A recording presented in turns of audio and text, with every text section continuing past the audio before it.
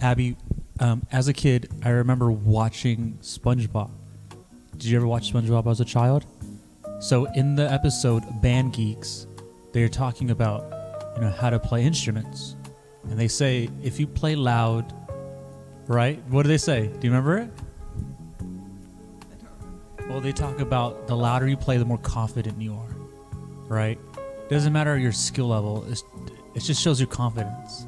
So that's why I talk loudly, because I'm confident in my words. And so that's one reason why I try to get you to talk louder. No. Hi, welcome to Mediumz. Today, we are excited, proud, and blessed to be here. And we have a lot of amazing things to work through and to bring into this space. And I'm so grateful to have this microphone. I'm tall. And I am short. Is that how it goes? And together we make. No, I was gonna. Okay. I'm short. Oh, you're supposed to say small. Because that right? This is Mediumz. This is Mediumz. So it's been a while since 3 years. It's been, I thought it'd been 4 years. It's been about 4 years since we've both been on air together, and that time has just, it's been unbearably slow. So here we are, thankfully, and I'm gonna start out our hour of programming with a question for Reno. Okay. Reno, what's the largest thing you own that you'll never give away? That's an excellent question. I have several things that are very large that I won't give away. Most of them have to do with family heirlooms. The first that I can think of is Navalis Imports and Produce sign that I have from my father. And it's his sign that he had done and painted back in the 70s. And one reason why it's very special is because the font and the coloring is very hard to find anymore, because it's like a period piece. It's very hard to find those colors, that color paint, and that font anymore. Another one would probably be some of the vehicles I own. Though I feel like those are large enough. Abby, one thing that kept coming up the past couple weeks between you and I were nudges. I wanted to know if you could explain to me what a nudge is. A nudge is a divine prompt, I think. It's when you're going about your day. It's when you are walking to your room, thinking about what you have to do next, and all of a sudden the thought comes in your head saying, oh, I should do this thing that I wasn't thinking about earlier, and has no connection to anything that I was doing at the present moment. And so, for example, I'll be getting my shoes on, taking my shoes off, thinking, I need to check up on Reno right now. And then I say, hey Siri, call Reno to Vonsima. And then it does its job. That's a nudge. Have you had any nudges recently, following that definition? I have not. I really don't feel like an impromptu nudge. I kind of just think to myself, I haven't talked to this person in a while. I should call them in a couple hours. And I'll usually text them ahead of time, mostly because I know how people are busy and I don't want to intrude in what they're doing. So I usually give them a heads up like, hey, I'm going to call you in about 3 hours. And if I don't get a response, I'll call.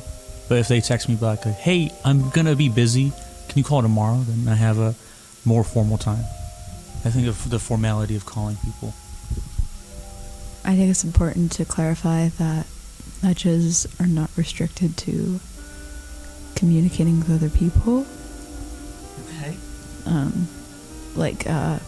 They can be anything. Any kind of thought doesn't have to be like, oh, I need to contact this person, you know? It could be like, oh, oh, this is the dryer and not the washer, and so I shouldn't put laundry detergent in there. Oh, I see. Little sparks of moments. Do you think, okay, because we all receive nudges. Okay, as a Pisces, Yes, as a Pisces. you're highly intuitive. Yes. Do you think you need to listen more? Do I need to listen more? No, I need to have other people listen for me. That's just my other Pisces side coming out. I need to listen more. I feel like I'm an excellent listener. I don't think I need to listen more. I feel like I might need to understand what the words mean better. But I feel like I'm an excellent listener. So Abby, recently I took this cosmic doctor's quiz. And we can. And so I found it very interesting that my entire adult life I thought I was a Virgo rising. And I thought that's why I partly connect very well with Virgos. And apparently I wasn't born at 6:30, I was born at 7:30, which makes me a Libra rising. And it said that I'm like the lover of the world, and I felt that too much. And so I was curious, Abby, what was your prognosis? I can't remember all of them. I can pause Yeah, I think we should do that. Okay, so my little zodiac prescription thing was I am an initiator, but my emotions are rather extreme. I think in a vague way, but express my energy in a provocative way. In love, I seek stimulation. My role in the world is the healer. Isn't that lovely? That is lovely, Abby. Wait, yeah. That's pretty cool, Abby. In a provocative way. Provocative. I think that's funny. Isn't that lovely? I didn't know your Venus is in Gemini. Isn't that weird? I don't really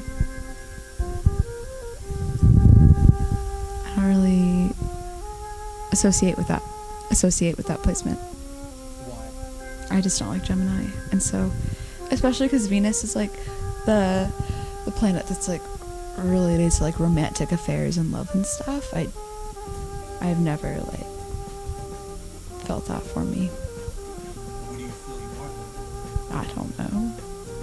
Probably like Scorpio or something. Something much more jaded and emotional. Feel you're jaded? I don't know. Just dramatic. I don't think dramatic. Provocative. For me, I am a dreamer, but my emotions are rather extreme. I think in a vague way, but express my energy in a creative way. In love, I seek loyalty. My role in the world is the lover, and I believe that every single sentence is true. I have a very hard time explaining what's in my head to people. Usually it's in an abstract, creative way. I find that the word loyalty far exceeds the word love in my life. I do try to love people more than try to organize them. Or what was yours? My role in the world is the... Is that the first one? That's the last one. Oh, healer. Yeah, I feel like I don't try to heal people. I just try to love people. I do dream too much. I was told that being a Pisces, every day feels like one long Sunday, and I feel that's true. My whole day is just one long Sunday. My next question is, what's one thing you always keep on your floor? I'm going to answer this question for you. Okay. Since I'm frequenting this floor. I think, okay, yeah, it's a tub of protein powder. I think about it every time I sit on this floor. Do you want it? God, no, it's the size of your head, and I can't imagine how long ago that expired. A month ago? But protein powder doesn't expire. I don't believe that to be true. Anyway, Reno could fit his head into this type of protein powder. And I don't know. Oh my god, it's so big. It's close to me now. Wow. Why does it smell like that? I don't think. It's vanilla. It's vanilla. God we don't have the coronavirus. What? I can smell? Yummers. So Abby, I asked you that question because as you frequent my floor, I was curious, when you're laying on my floor, what do you think of? And now I know it's still that giant tub of protein powder. And I guess I have a goal, which is in 2 weeks, 14 days, to consume all of that. That way you don't have to ever see it again. So it sounds like I have a challenge in life to write a 30-page book and to consume half a tub of protein powder. So that means I have an entire 2 weeks to consume 2.5 pounds of protein powder. I feel like I can do that. That's a fun challenge. Thanks, Abby. What is on your floor that I don't get to see? My cat's food and water bowls. What do you feed Misty? She gets seafood mix Friskies, dry food. She used to have like the green senior IAMS food, and then her senior food? Yeah, well she's 13 years old. Oh, she is? Yeah. I didn't know that. Anyway, so she got the senior food because she's 13 years old. But then like one day she just stopped eating it, and I was like, that's bad. And around that time, my friend was taking care of her, and my friend was like, hey, she really liked the seafood mix Friskies food. And so I was like, all right. Say it. What is it? How do you stop being average? Do you want me to answer that first? Should I give the context? Yes. So, how to stop being average. As I lay on my floor, I am reminded of what my father taught me long ago. No effort, no return. So, how do you stop being average? The only reason you're average in something is due to a lack of experience or knowledge. And to be excellent at something is hard work. So how not to be average at something is usually determined on dedication and hard work. There's many, many people in life who have way more talent than me and will always have more talent than me, but they'll never be as dedicated to their craft as I am. So that's how you work on not being average. Abby, how do you work on not being average? Trying harder and caring, really investing in yourself, saying, I know I'm running on empty right now, but I need to give my empty to this thing and expect something out of that effort. You know who the Maccabees are? Gotta keep going. Abby, I have a question. You are someone who is a deep thinker, and you constantly are always in a state of writing. You're always writing in your head, on paper, on your arms, everywhere. You're always writing. I want to know, what is the end goal of all these writings? I don't know. I really, really, really want to publish. I've always wanted to publish. Like ever since high school, I feel like before I graduate, like I want to put out a chapbook. You know. A chapbook? Chapbook. Chat or chap? Chap. What's that? Chapbook. It's like a mini book of poetry. It's like 30 pages. Okay. Like just How yeah. far along are you? I could probably do one easily right now, but not with content that I'd be happy with. Mm-hmm. So. What content do you want to make that would make you happy? I don't know. Something that means something. Something that's real. Like a poem is many things. You could say a poem is like just texting the ether. A poem could be a paragraph of truth. A poem could be a pillow that you put over your eyes. I don't know. Abby? Okay, I have a question. What brings you comfort only in your own solitude? What brings me comfort only in my own solitude? Yeah. When you're sitting in this big room with no one around you and you have no expectations for people to be around you at any time, in the near future. What brings you comfort? And for context, you need this comfort. And so you're drawing this comfort closer to you because you need it. Abby, that's easy nothingness. There's a reason why there's 2 broken clocks on my wall. What brings me comfort is knowing that I have no commitments. And the nothingness of life, to be able to just exist in this room where time has no real meaning, is comforting to me. It's symbolic that I keep broken clocks. Because I believe that in life, people are too hung up on time. That we keep track of time too much. You have to complete tasks in an hour. You have to graduate in 4 years. You have to do all these things on time. So to be able to just exist and not worry about time, and hearing those cars infrequently drive by, and not knowing if it's been 5 minutes, an hour, 2 hours. Oh, the sun went down. Guess it's been a whole day. That's what brings me comfort. In my solitude. Abby, what brings you comfort in your solitude? My cat. Because I'm never truly alone. My cat's always there. She brings me comfort because she doesn't ask for anything usually. And so I don't have to, pet her if I don't feel like petting her. And so when I'm in need of comfort, I draw that closer to me.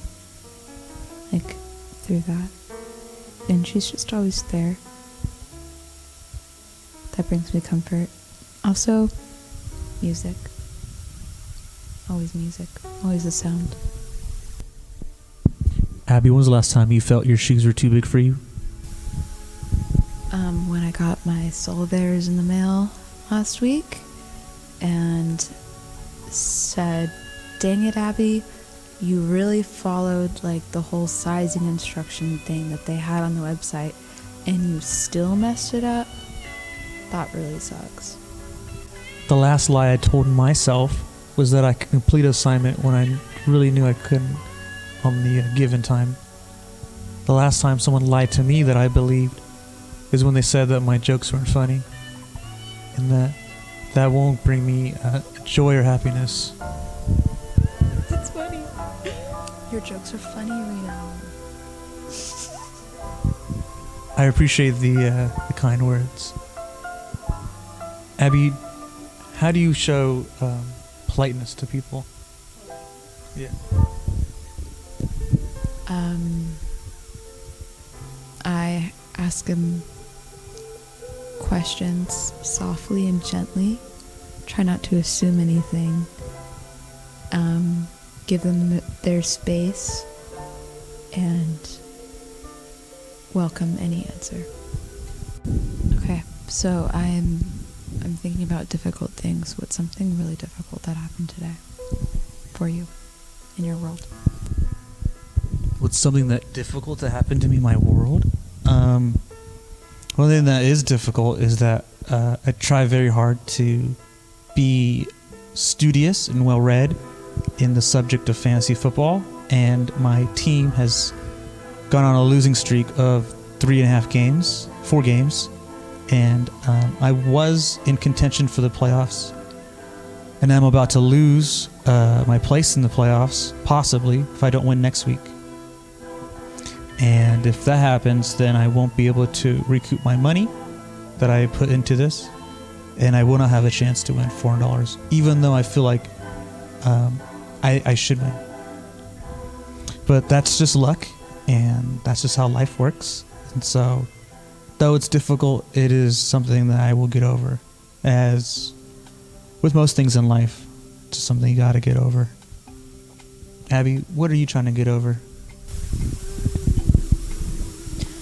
I'm trying to get over my inflexibility and soon become hell-bent on regeneration.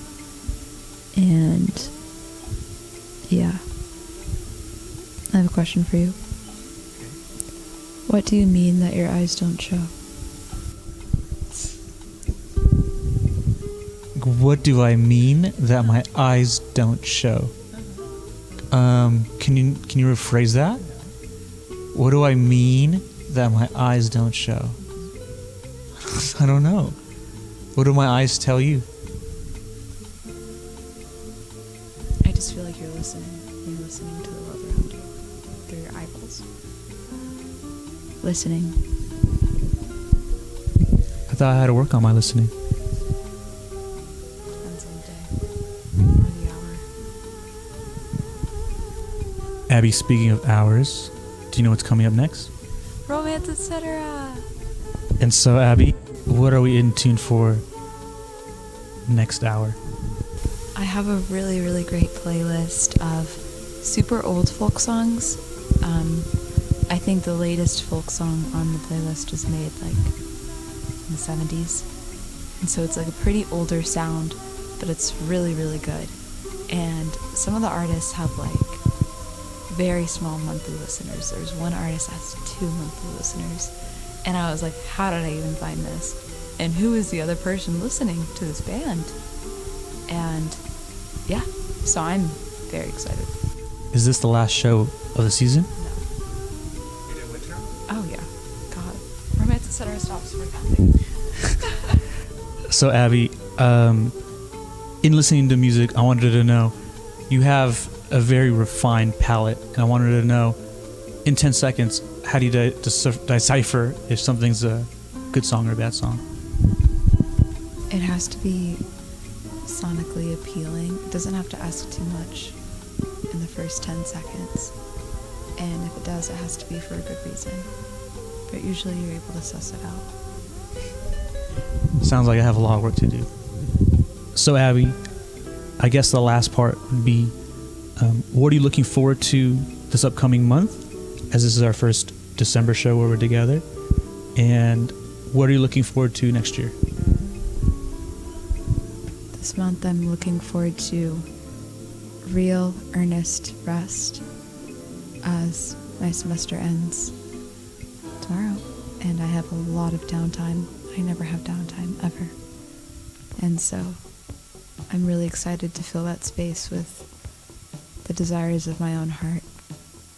Next year, I'm looking forward to graduating from college and starting a completely new life in a different region of the country. What are you looking forward to? What are you most proud of? I'm looking forward to doing other people's jobs in this upcoming month. And what am I proud of?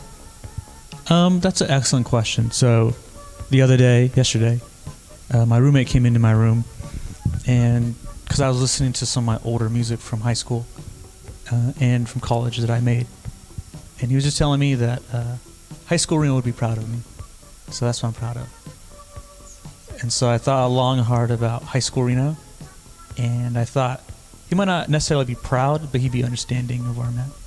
And that's all I need to be content about. Abby, is there anything you feel that we have left out and should add? No. Well, thank you so much for listening to Mediumz. I'm your host, Small. I'm Tall.